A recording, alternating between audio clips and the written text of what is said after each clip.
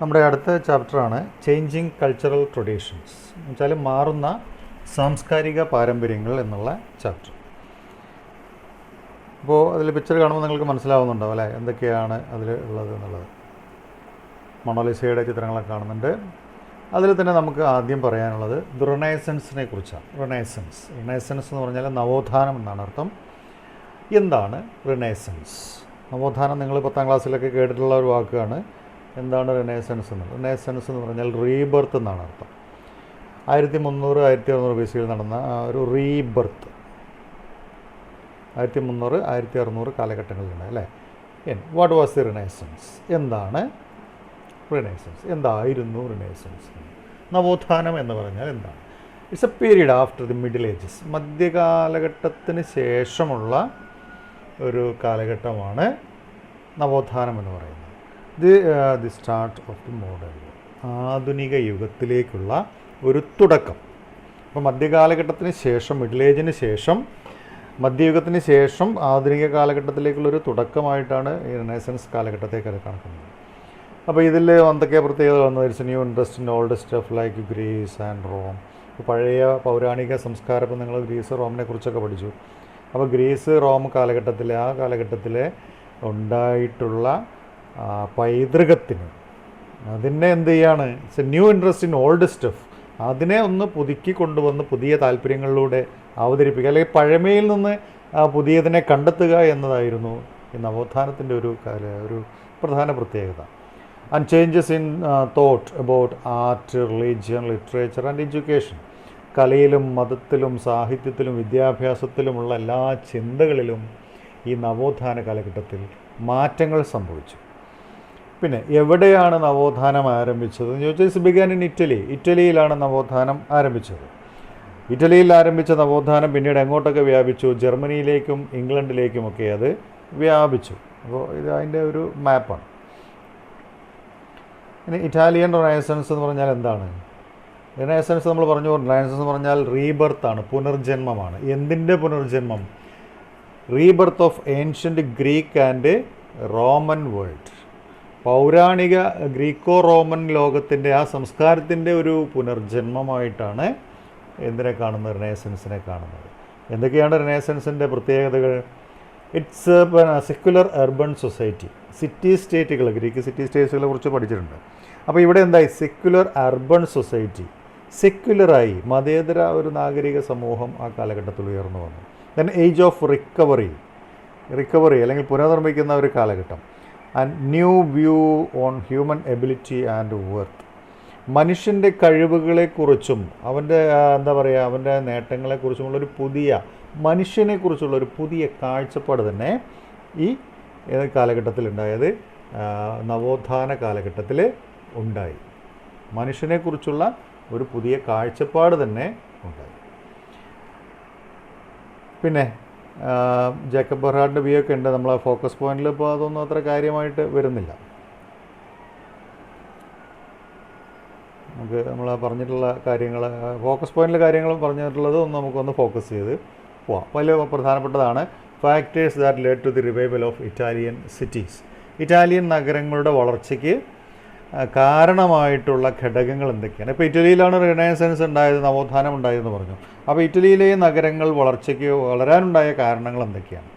അപ്പോൾ പറയുന്നുണ്ട്, Roman എംപയറിൻ്റെ, Roman സാമ്രാജ്യത്തിൻ്റെ തകർച്ചയ്ക്ക് ശേഷം എന്ത് ചെയ്തു?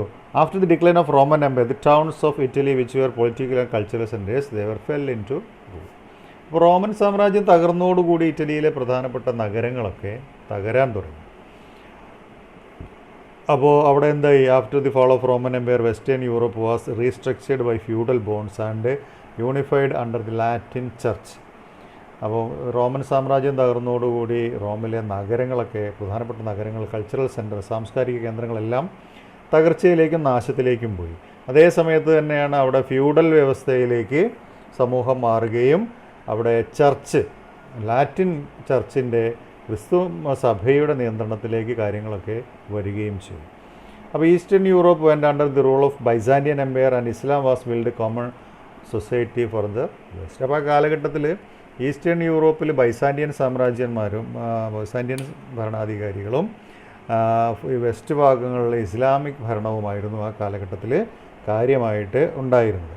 At this time Italy was weak and fragment. ഈ കാലഘട്ടത്തിൽ ഇറ്റലി എന്ന് പറയുന്നത് വളരെ ദുർബലവും ചിതറിക്കിടക്കുന്നതുമായ അല്ലെങ്കിൽ ഒരു എന്താ പറയുക ഒരു സ്റ്റേബിളായിട്ടുള്ള ഒരു രാജ്യമായിരുന്നില്ല ഇറ്റലി. കാരണം റോമൻ സാമ്രാജ്യമൊക്കെ തകർന്നതോടുകൂടി ഇറ്റലിയിലെ പ്രധാനപ്പെട്ട നഗരങ്ങളൊക്കെ തകർന്നു.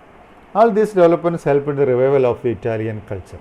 അപ്പോൾ ഇങ്ങനെ ഇപ്പോൾ പറഞ്ഞ ബൈസാൻഡിയൻ സാമ്രാജ്യത്തിൻ്റെ വളർച്ചയും ഇസ്ലാമിക് സൊസൈറ്റിയുടെ വളർച്ചയും ഈ എല്ലാ ആ സംഗതികളെല്ലാം കൂടെ കൂടി ചേർന്ന് എന്തായി ഇറ്റാലിയൻ കൾച്ചർ, ഇറ്റാലിയൻ സംസ്കാരത്തിൻ്റെ വളർച്ചയ്ക്ക് വഴി തെളിയിച്ചു. കാരണം അവർ പിന്നീട് അവരുടെ പഴമയിലേക്ക് തിരിച്ചു പോവുകയാണ് ചെയ്തത്. അപ്പോൾ എങ്ങനെയാണ് the ports of the Italian coast revived because of the development of trade between the Byzantine empire and the Islamic countries. അപ്പോൾ തകർന്നു കിടക്കുന്ന ഇറ്റാലിയൻ നഗരങ്ങൾ, ഈ നഗരങ്ങളൊക്കെ ഒന്ന് പുനർജനിക്കാൻ തുടങ്ങി. അങ്ങനെ പുനർജനിക്കാനുണ്ടായ കാരണം എന്താണെന്ന് ചോദിച്ചാൽ എന്താണ്? ഇത് ഡെവലപ്മെൻറ്റ് ഓഫ് ട്രേഡ്, വ്യാപാരം വികസിക്കാൻ തുടങ്ങി. ആരൊക്കെ തമ്മിൽ? നമ്മൾ പറഞ്ഞു ബൈസാൻഡിയൻ സാമ്രാജ്യവും ഇസ്ലാമിക് സാമ്രാജ്യവും തമ്മിലുള്ള വ്യാപാരം, അവർക്കിടയിലുള്ള വ്യാപാരങ്ങൾ ഡെവലപ്പ് ചെയ്യാൻ തുടങ്ങി. അപ്പോൾ ഡെവലപ്പ് ചെയ്യാൻ തുടങ്ങിയതോടുകൂടി ഇറ്റാലിയൻ നഗരങ്ങളും എന്ത് ചെയ്യാൻ തുടങ്ങി? കുറേശ്ശെ വികസിച്ച് വരാൻ തുടങ്ങി. അപ്പോൾ ഇറ്റാലിയൻ നഗരങ്ങളുടെ റിവൈവലിന് സഹായകമായൊരു ഘടകമാണ് ബൈസാൻഡിയൻ എംപയറും Islamic എംപയറും. From the 12th century, the Mongols started trading with China through the Silk Route and as trade increased with the European countries. അപ്പോൾ ഈ കാലഘട്ടത്തിൽ 12ാം നൂറ്റാണ്ടോടുകൂടി മംഗോളിയൻ ഭരണാധികാരികൾ, ചൈനയിലെ മംഗോളിയൻ ഭരണാധികാരികൾ എന്ത് ചെയ്യാൻ തുടങ്ങി? സിൽക്ക് റൂട്ട്, പട്ടുപാത എന്ന് പറയുന്ന ഒരു വ്യാപാര പാതയുണ്ട്. ആ സിൽക്ക് റൂട്ട് വഴി അവർ വ്യാപാരം നടത്താൻ തുടങ്ങി. സോ ട്രേഡ് ഇൻക്രീസ്ഡ് വിത്ത് യൂറോപ്യൻ കൺട്രീസ്. അപ്പോൾ യൂറോപ്യൻ കൺട്രീസുമായിട്ട് മംഗോളിയൻസ് ധാരാളമായിട്ട് വ്യാപാരം നടത്താൻ തുടങ്ങി. അതോടുകൂടി അങ്ങനെ വ്യാപാരം നടത്തുന്നതെല്ലാം ത്രൂ ഇറ്റാലിയൻ സിറ്റീസാണ്. ഇറ്റാലിയൻ നഗരങ്ങളിലൂടെയാണ് ഇത്തരത്തിലുള്ള വ്യാപാരങ്ങളൊക്കെ നടക്കുന്നത്. അപ്പോൾ ഈ ഇറ്റാലിയൻ നഗരങ്ങൾ ഇത്തരത്തിലുള്ള കച്ചവടത്തിന് കൂടുതൽ റോളുണ്ടായി. So these cities kept their identity and independent city states. അപ്പോൾ വ്യാപാരത്തിന് ഇറ്റാലിയൻ സിറ്റീസിന് കൂടുതൽ പ്രാധാന്യം കിട്ടിയതോടുകൂടി ആ ഇറ്റാലിയൻ സിറ്റീസിന് അവർക്ക് അവരുടെ ഐഡൻറ്റിറ്റിയും അവരുടെ ഇൻഡിപെൻഡൻറ്റ് സിറ്റി സ്റ്റേറ്റ്സ് അവർക്ക് അവരുടേതായ ഓരോ നഗരത്തിനും ഓരോ സിറ്റീസിനും അവരുടേതായ ഐഡൻറ്റിറ്റി ഉണ്ടാക്കാനും സ്വതന്ത്ര സിറ്റി സ്റ്റേറ്റ്സുകളായിട്ട് നിൽക്കാനും സാധിച്ചു. അങ്ങനെ നിൽക്കാൻ സാധിക്കാനുണ്ടായ കാരണം മംഗോൾസിൻ്റെയും അതുപോലെ ബൈസാൻഡിയൻ ആൻഡ് ഇസ്ലാമിക് കൺട്രീസിൻ്റെയും ഒക്കെ വ്യാപാരത്തിൻ്റെ ഫലമായിട്ടാണ്. Florence and Venice are among the republics. അപ്പോൾ ഇറ്റാലിയൻ സിറ്റീസായ രണ്ട് പ്രധാനപ്പെട്ട സിറ്റികളാണ് ഫ്ലോറൻസും വെനീസും. ഈ വെനീസ് രണ്ട് റിപ്പബ്ലിക്കുകളായിട്ട് ഉയർന്നു വരികയും ചെയ്തു. Then many cities came into existence because their administration was in the hands of rich merchants and bankers, free from the control of clergy, of feudal lords and their help to idea of citizenship. അപ്പോൾ ഇത്തരത്തിൽ വളർന്നു വന്ന നഗരങ്ങൾ, ഫ്ലോറൻസും Venice അടക്കവുമുള്ള നഗരങ്ങൾ, അവരുടെ നഗരത്തിൻ്റെ administration ആരുടെ കൈകളിലായിരുന്നു എന്നറിയോ? ബാങ്കേഴ്സിൻ്റെയും അതുപോലെ റിച്ച് മെർച്ചൻസിൻ്റെയുമാണ്. സമ്പന്നരായ കച്ചവടക്കാരുടെയും ബാങ്കേഴ്സിൻ്റെയും കയ്യിലാണ് ആരുടെ ഭരണം? ഈ സിറ്റി സ്റ്റേറ്റ്സിൻ്റെ ഭരണം. അതോടുകൂടി ആ നഗരങ്ങൾ ആരിൽ നിന്ന് സ്വതന്ത്രരായി? പ്രഭുക്കന്മാരുടെ അല്ലെങ്കിൽ ഫ്യൂഡൽ പ്രഭുക്കന്മാരുടെ ഭരണത്തിൻ്റെ കീഴിൽ നിന്ന് ഈ നഗരങ്ങൾ സ്വതന്ത്രമാവുകയും അതെന്തിനെ സഹായിച്ചു? ദി ഐഡിയ ഓഫ് സിറ്റിസൺഷിപ്പ്, അല്ലേ? സിറ്റിസൺഷിപ്പ്, അപ്പോൾ ഒരു പൗരത്വം എന്നുള്ള ഒരു അവസ്ഥയിലേക്ക്, ആ ഒരു ഐഡിയയിലേക്ക് ജനങ്ങളെ എത്തിക്കുകയും ചെയ്തു, ഫ്യൂഡലിസം ഇല്ലാതായതോടുകൂടി. പിന്നെയുള്ളത് role of universities in spread of ഹ്യൂമാനിസമാണ്. അപ്പോൾ ആ കാലഘട്ടത്തിൽ വിദ്യാഭ്യാസ മേഖലയിൽ കൂടുതൽ പ്രാധാന്യം വന്നു. അപ്പോൾ എന്താണ് ഹ്യൂമനിസം എന്നുള്ളൊരു കൺസെപ്റ്റ് വന്നു. നമ്മൾ പറഞ്ഞു ഈ സമയത്ത് തന്നെയാണ് വിദ്യാഭ്യാസത്തിലും കലയിലും സാഹിത്യത്തിലും ഒക്കെ മാറ്റങ്ങൾ സംഭവിച്ചത്. മനുഷ്യന് കൂടുതൽ പ്രാധാന്യം നൽകിക്കൊണ്ടുള്ള ഒരു സമൂഹമായിട്ട് ഇറ്റാലിയൻ സമൂഹം മാറി, അല്ലെങ്കിൽ റിനൈസൻസ് കാലഘട്ടത്തിലെ സമൂഹം മാറി. അപ്പോൾ യൂണിവേഴ്സിറ്റികൾക്ക്, സർവകലാശാലകൾക്ക് ഇതിൽ വലിയ റോള് വഹിക്കാനുണ്ടായിരുന്നു ഈ ഒരു മാറ്റത്തിൽ. അപ്പോൾ പറയുന്നുണ്ട് യൂറോപ്പിൽ ഇറ്റാലിയൻ നഗരങ്ങളിലാണ് യൂണിവേഴ്സിറ്റികൾ സ്ഥാപിക്കപ്പെട്ടിരുന്നത്. അങ്ങനെ സ്ഥാപിക്കപ്പെട്ട രണ്ട് പ്രധാനപ്പെട്ട നഗരങ്ങളാണ് പാദുവയും ബൊളോഗ്നയും.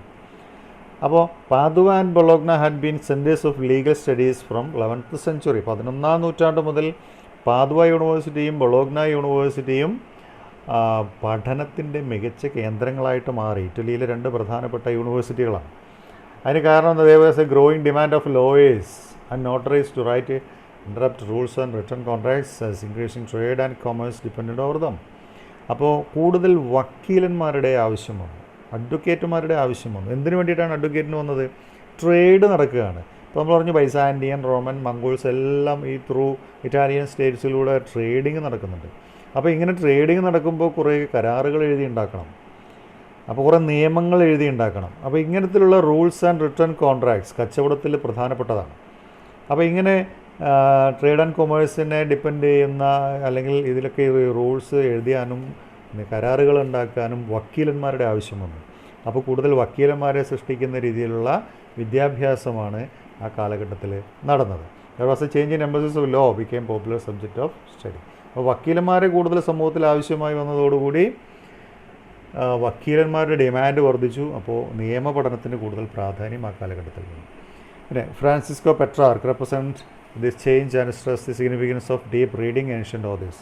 The education program of this period was mean study of which religious teaching alone could not give. ആ കാലഘട്ടത്തിൽ പെട്രാർക്ക് എന്ന് പറയുന്ന ഒരു വിദ്യാഭ്യാസ പണ്ഡിതൻ അല്ലെങ്കിൽ ഒരു വിദഗ്ധൻ, ഒരു ഫിലോസഫറാണ്. അദ്ദേഹം എന്ത് ചെയ്തു? Stressed the significance of deep reading of ancient authors. പണ്ട് കാലത്ത് റോമിലും ഗ്രീസിലുമൊക്കെ ഉണ്ടായിരുന്ന പ്രാചീന എഴുത്തുകാരുണ്ട്, അവരുടെ രചനകളെ കുറച്ചുകൂടി ഗൗരവത്തോടുകൂടി പഠിക്കണം എന്ന് പറഞ്ഞ ഒരാളാണ് പെട്രാർക്ക്. അപ്പോൾ അതെന്ത് ചെയ്യുക? Religious teaching more which religious, അതായത് മതപരമായ പഠനത്തേക്കാൾ കൂടുതലുള്ള പഠനമാണ് കാലഘട്ടത്തിൽ പ്രാധാന്യം. പിന്നെ റോൾ ഓഫ് ഇപ്പോൾ എന്തൊക്കെയാണെന്നുള്ളത് the time humanist began to be applied in early 15th century for masters who could teach grammar, rhetoric, poetry, history and philosophy.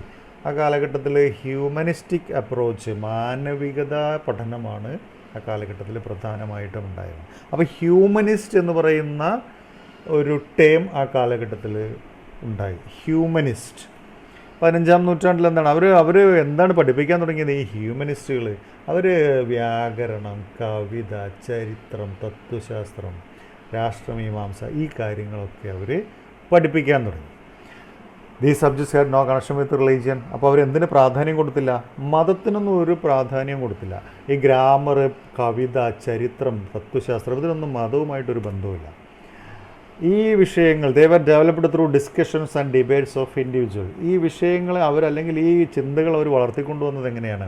Through discussions, ചർച്ചകളിലൂടെയും സംവാദങ്ങളിലൂടെയും, വ്യക്തികളുമായിട്ട് നടത്തിയ ചർച്ചകളിലൂടെയും സംവാദങ്ങളിലൂടെയും ഈ വിഷയങ്ങൾ അവർ ഉയർത്തിക്കൊണ്ടുവരികയും ചെയ്തു. അപ്പം മതത്തിനതീതമായ വിഷയങ്ങളാണ് ആര് പഠിപ്പിക്കുന്നത്? ഹ്യൂമനിസ്റ്റുകൾ പഠിപ്പിക്കുന്നത്.